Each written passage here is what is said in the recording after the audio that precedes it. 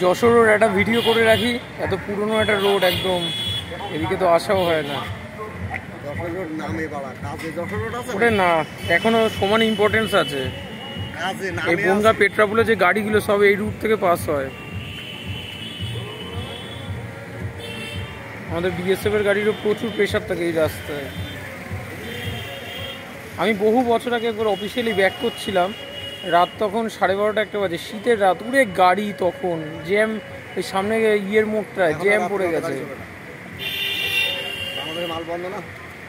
হ্যাঁ, তখন ইয়ের গাড়িগুলো ছিল, ব্ল্যাকের গাড়ি টাড়ি, এখন তো ব্ল্যাক অনেক অনেক।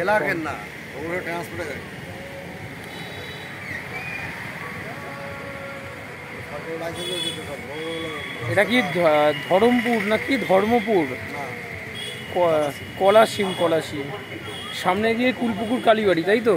বিরাট জাগ্রত কুলপুকুর মন্দির। আমি একবার গিয়েছিলাম, এই তো এখান থেকে মনে হয় 5-7 মিনিট লাগবে যেতে। আরে না না,